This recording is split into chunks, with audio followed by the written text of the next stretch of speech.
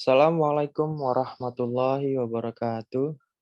Perkenalkan, nama saya Ivan Maulana dengan nomor induk mahasiswa 112110533 kelas MA 21B02 dari Universitas Pelita Bangsa. Di sini saya akan mempresentasikan PPT yang sudah saya buat untuk memenuhi tugas ujian tengah semester genap tahun 2021-2022. Dengan mata kuliah Manajemen Risiko, dosen pengampu Bapak Purwanto SE MM. Baik, langsung saja. Nomor 1A, prinsip-prinsip manajemen risiko. Dalam ISO 31000 tahun 2018, di mana prinsip manajemen risiko merupakan sesuatu yang harus dipertimbangkan ketika menyiapkan kerangka kerja dan menjadi fondasi bagi praktik pengelolaan risiko. Adapun prinsip-prinsip manajemen risiko menurut ISO 31000 ada 8 yang perlu kita ketahui, diantaranya sebagai berikut. 1. Terintegrasi. 2. Terstruktur dan komprehensif. 3. Dapat disesuaikan. 4. Inklusif. 5. Dinamis. 6. Informasi terbaik yang tersedia. 7. Faktor manusia dan budaya. 8. Peningkatan berkelanjutan.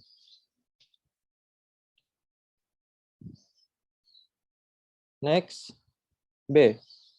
Kerangka manajemen risiko. Jika diterjemahkan secara harfiah, berarti struktur pendukung di mana sesuatu dapat dibangun. Kerangka kerja yang merupakan struktur pendukung untuk membangun sesuatu bisa diidentifikasikan, bisa diidentikan sebagai rangka yang berdiri kokoh untuk mendukung atau menopang sesuatu yang akan dibangun. Dalam manajemen risiko, terdapat 3 hal yang menjadi inti, yaitu prinsip, kerangka kerja, dan proses manajemen risiko. Dalam hal organisasi, struktur pendukung di mana sesuatu dapat dibangun atau kerangka kerja manajemen risiko bisa diartikan sebagai seperangkat komponen yang menyediakan landasan atau fondasi pengaturan organisasi untuk mendesain, mengimplementasikan, mengevaluasi, dan melakukan perbaikan yang semuanya dilakukan secara terintegrasi dengan dasar kepemimpinan dan komitmen yang kuat.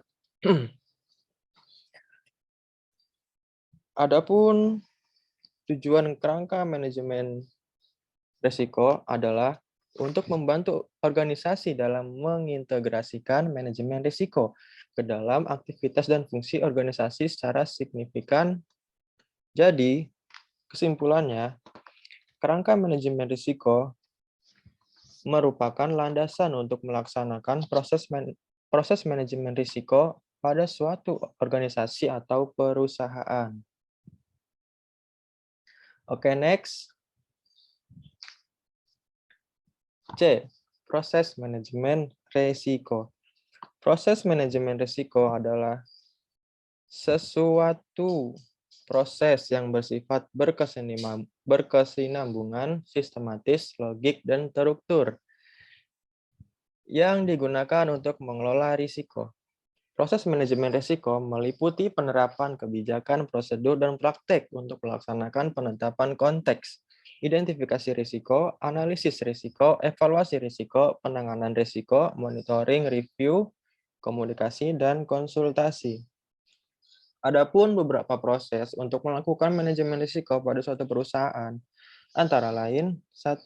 Identifikasi risiko, 2. Mengidentifikasi bentuk-bentuk risiko, 3. Melakukan analisis terhadap setiap alternatif, 4. Memutuskan satu alternatif, 5. Melaksanakan alternatif yang dipilih, 6. Mengontrol alternatif yang dipilih. Oke, next. D. Risiko. Risiko adalah salah satu karakter utama dari lingkungan kita bersama dengan ketidakpastian. Tidak hanya pusat asuransi, tetapi juga tidak terpisahkan dari kehidupan kita sehari-hari. Risiko dihadapi oleh semua orang, namun dalam satu atau bentuk lain yang berbeda-beda.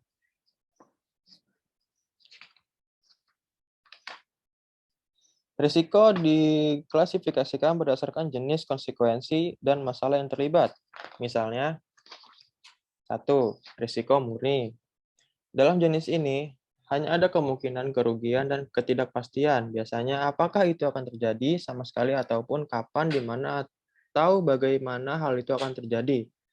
Sering ditandai sebagai kemalangan yang menyebabkan kerusakan atau terluka.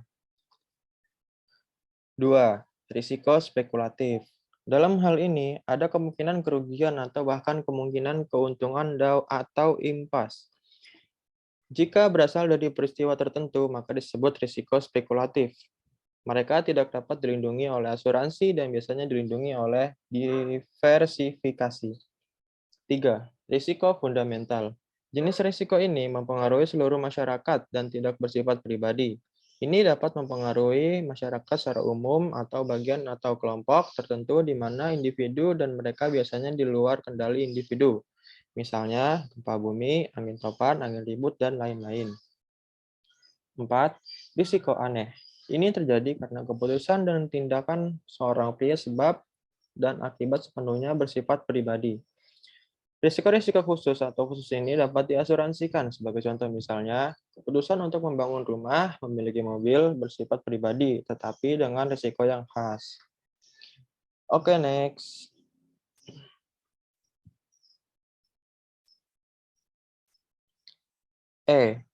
Manajemen risiko.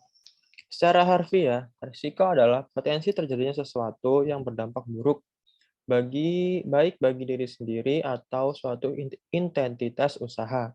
Dalam konteks bisnis, manajemen risiko adalah usaha guna menghindari risiko dengan cara memonitor sumber risiko, melacak, dan melakukan serangkaian upaya agar dampak risiko bisa diminimalisasi. Menurut Milton C.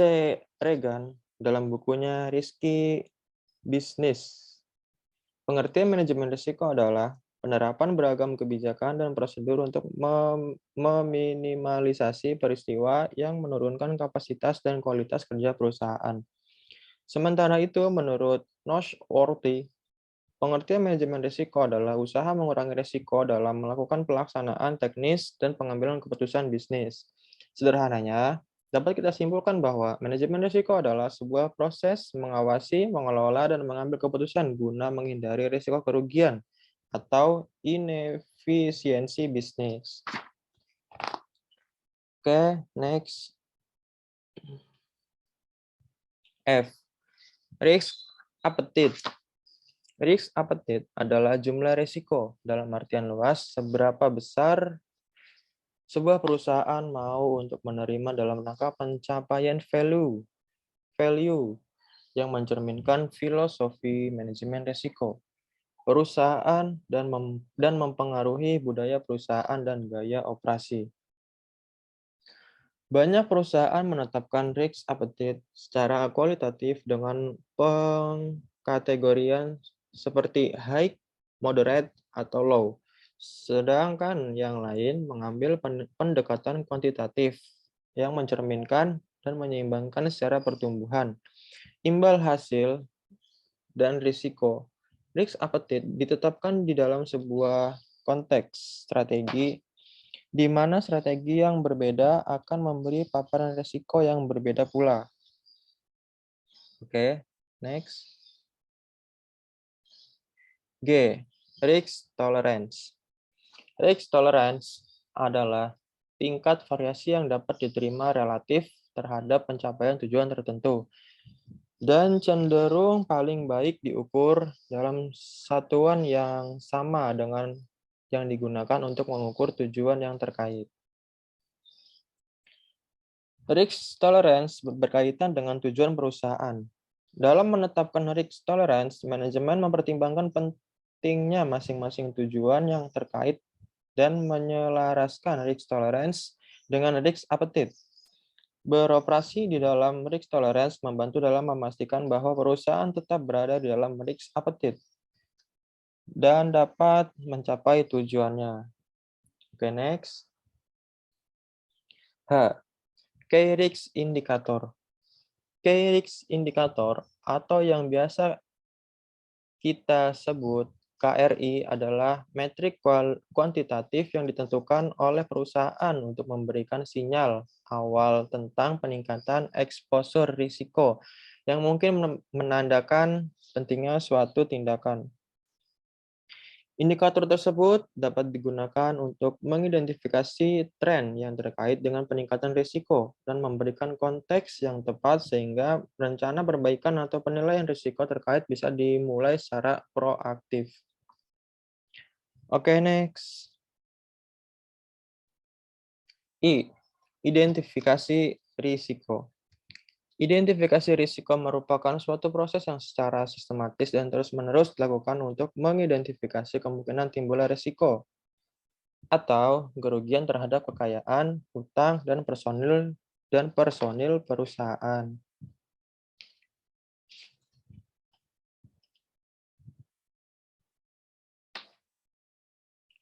Proses identifikasi risiko ini mungkin adalah proses yang terpenting, karena dari proses inilah semua risiko yang ada atau yang mungkin terjadi pada suatu proyek harus diidentifikasi. Dalam pelaksanaannya, identifikasi risiko dapat dilakukan dengan beberapa teknik, antara lain 1. Brainstorming 2.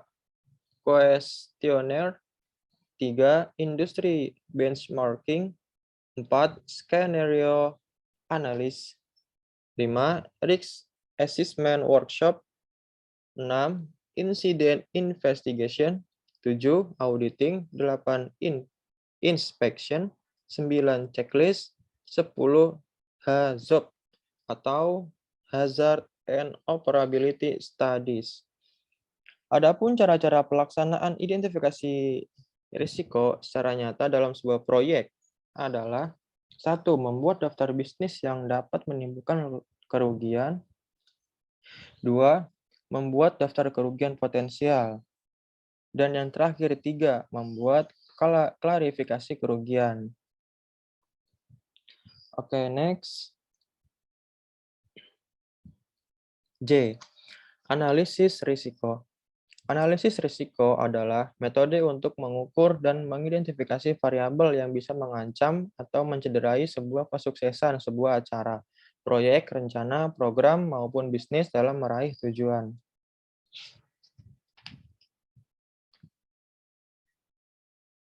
Analisis risiko adalah elemen dari manajemen risiko yang di dalamnya memiliki tahapan. Berikut diantaranya yaitu pertama adalah mengenali dan memikirkan segala probabilitas dari sebuah kejadian, peristiwa, dan kondisi dari yang paling buruk mulai dari sisi internal atau eksternal. Pastikan keterkaitan antara sebab akibat dengan skala peluang kejadian dan probabilitas efeknya. 3. Evaluasi segala efek yang ada di bawah anggapan dan kemungkinan yang berbeda. 4. Implementasikan metode kuantitatif dan kualitatif untuk meminimalkan kemungkinan bahaya lain dari biaya yang membengkak, kerugian, atau kecelakaan, dan sebagainya. Oke, next. K. Evaluasi risiko. Evaluasi risiko dimaksudkan untuk membantu proses pengambilan keputusan berdasarkan hasil analisis risiko. Evaluasi risiko merupakan proses perbandingan antara level risiko yang ditemukan dalam proses analisis dengan kriteria risiko yang ditetapkan sebelumnya. Tahapan evaluasi risiko meliputi 1. Menyusun prioritas risiko berdasarkan besaran risiko dengan ketentuan sebagai berikut. A. Besaran risiko tertinggi mendapat prioritas paling tinggi. B. Apabila terdapat lebih dari satu risiko yang memiliki besaran risiko yang sama, maka prioritas risiko ditentukan berdasarkan urutan area dampak dari yang tertinggi hingga terendah sesuai kriteria dampak. C. Apabila masih terdapat lebih dari satu risiko yang memiliki besaran dan area dampak yang sama, maka prioritas risiko ditentukan berdasarkan urutan kategori risiko yang tertinggi hingga terendah sesuai kategori risiko. 4. Atau D. Apabila masih terdapat lebih dari satu risiko yang memiliki besaran area dampak dan kategori yang sama, maka prioritas risiko ditentukan berdasarkan judgement pemilik risiko. Next.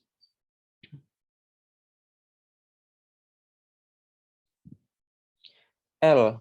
Pengendalian risiko. Pengendalian risiko adalah metode di mana perusahaan mengidentifikasikan potensi kerugian yang mungkin terjadi dan menyusun strategi untuk mengurangi atau menghentikan kerugian tersebut.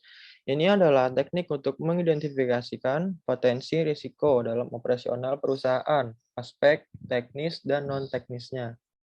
Tindakan pengendalian risiko sangat penting untuk pencegahan kecelakaan atau cedera pada suatu organisasi atau perusahaan.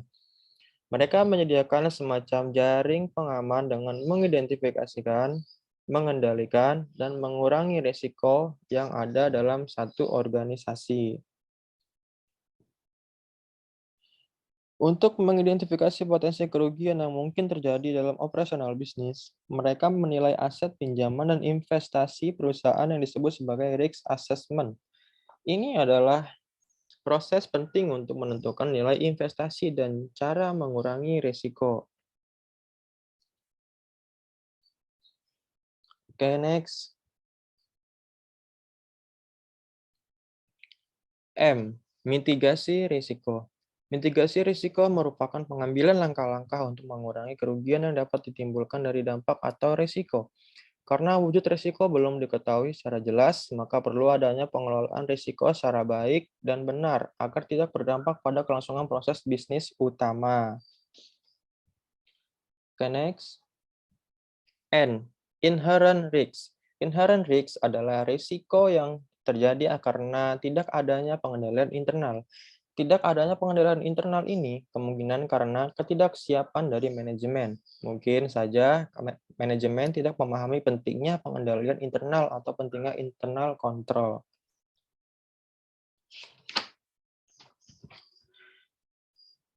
Oke, next. Oh, residual risk. Resiko residual atau residual risk adalah tingkatan exposure risiko yang tersisa setelah menerapkan kontrol yang direkomendasikan. Proses perhitungan risiko residual mirip dengan metodologi penilaian yang dijelaskan sebelumnya untuk menghitung exposure risiko yang diberikan oleh kontrol kompensasi yang ada.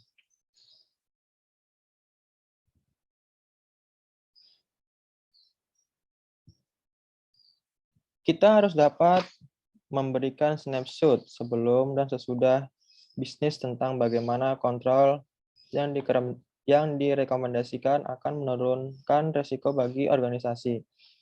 Nilai risiko mentah tanpa kontrol ditetapkan dan sekali lagi dengan kontrol di tempat untuk menunjukkan nilai kontrol dengan pengurangan paparan.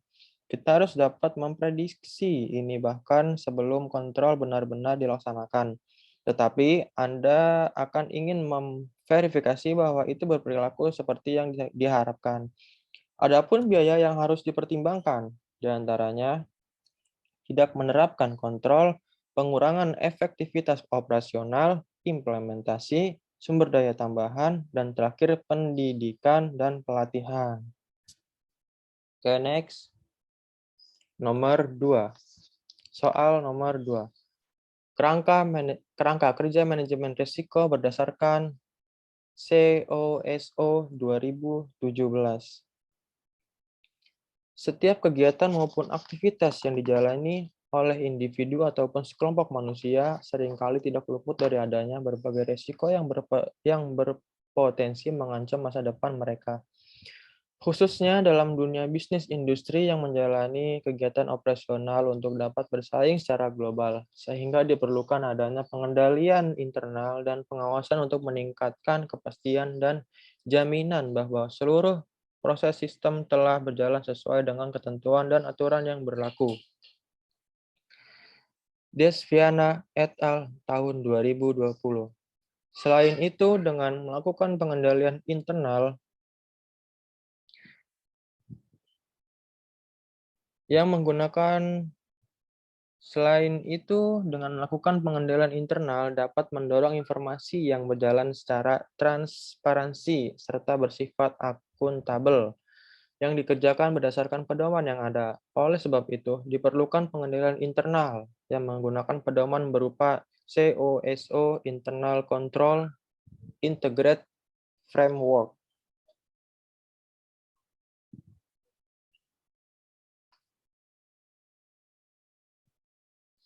Menurut Komite of Sponsoring Organizations of the Tradeway Commissions tahun 2017, risiko dapat dilihat sebagai berikut. A. Risiko menjadi dasar pertimbangan dan selalu direview oleh top manajemen agar dapat lebih memahami berbagai faktor yang dapat menjadi penyebab terjadinya risiko. Pengelolaan risiko adalah bagian yang sangat penting dalam sebuah perusahaan untuk menjalankan keberlangsungannya secara jangka panjang. C. Risiko tidak hanya berpotensi memberikan nilai yang negatif, seperti ancaman atau hambatan, melainkan bagaimana perusahaan dapat merepresentatifkan risiko sebagai peluang untuk menghasilkan nilai baru bagi perusahaan secara berkelanjutan. Dan D. Risiko terhubung dengan secara keputusan yang dapat diambil untuk membangun strategi perencanaan yang berdampak secara signifikan dalam menentukan performa perusahaan.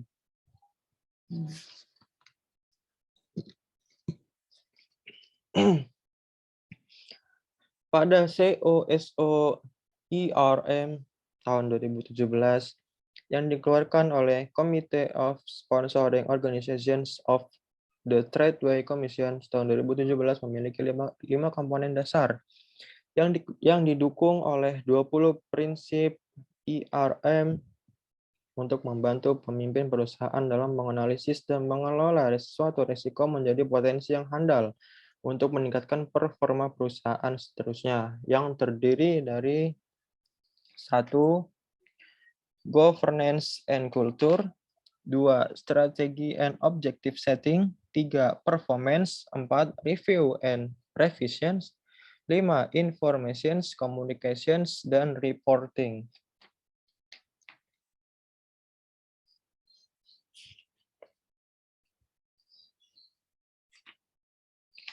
Oke, next.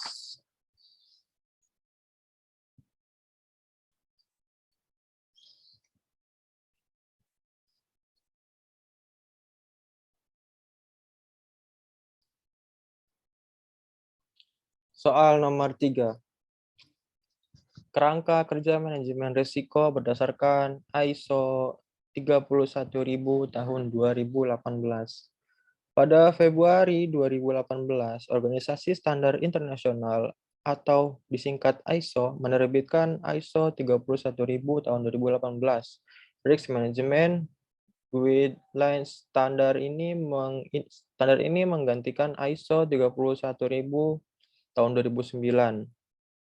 Risk Management Principles and Guidelines yang diterbitkan pada November 2009. Revisi ini merupakan bagian dari proses peninjauan sistematis yang diterapkan pada semua standar ISO. Tulisan ini secara ringkas mengulas perubahan yang diterapkan ISO 31000 versi 2018 terhadap versi 2009.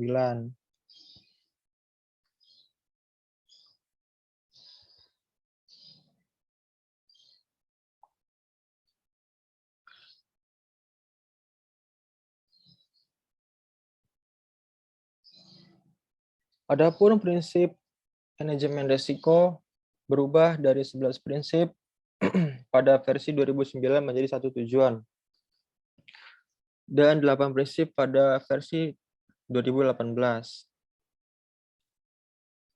Satu prinsip, yaitu penciptaan dan pelindungan nilai, diubah menjadi tujuan manajemen risiko. Dua prinsip, yaitu bagian pengambilan keputusan, dan secara eksplisit menangani ketidakpastian dihapus. 8. Prinsip lain disederhanakan pernyataannya menjadi 1. Terintegrasi, 2. Terstruktur dan komprehensif, 3. Disesuaikan, 4. Inklusif, 5. Dinamis, 6. Informasi terbaik yang tersedia, 7. Faktor manusia dan budaya, serta 8. Peningkatan sinambung.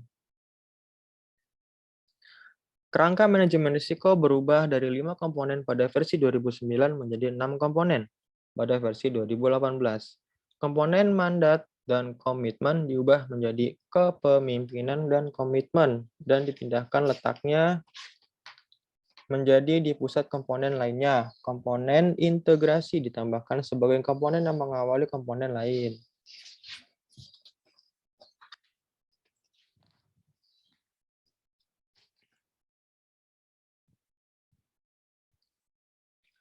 Proses manajemen risiko relatif tidak berubah.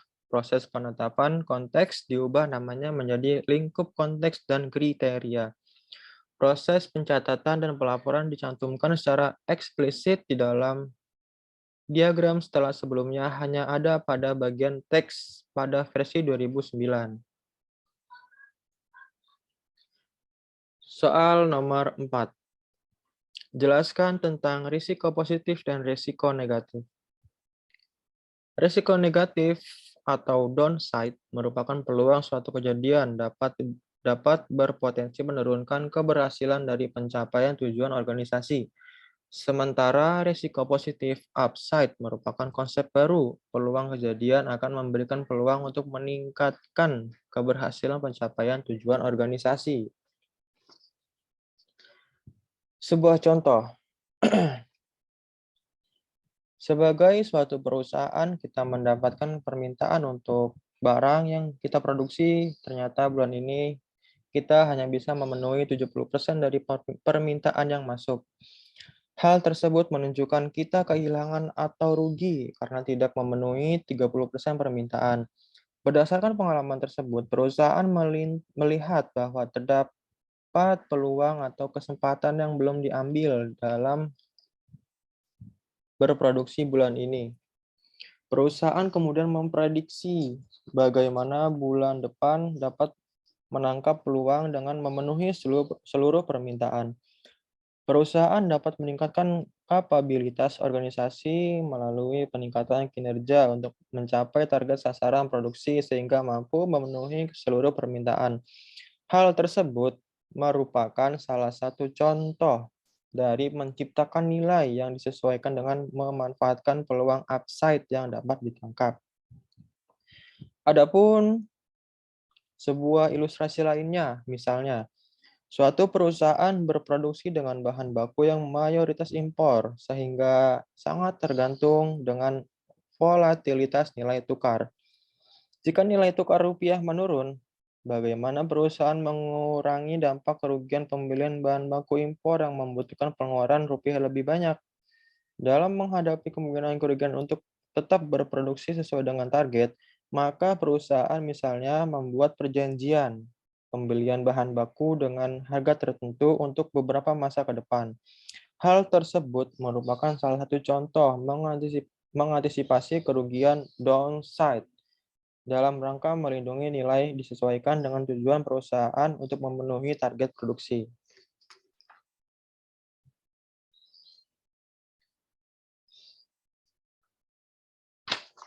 Sekian, kurang lebihnya mohon maaf. Wassalamualaikum warahmatullahi wabarakatuh.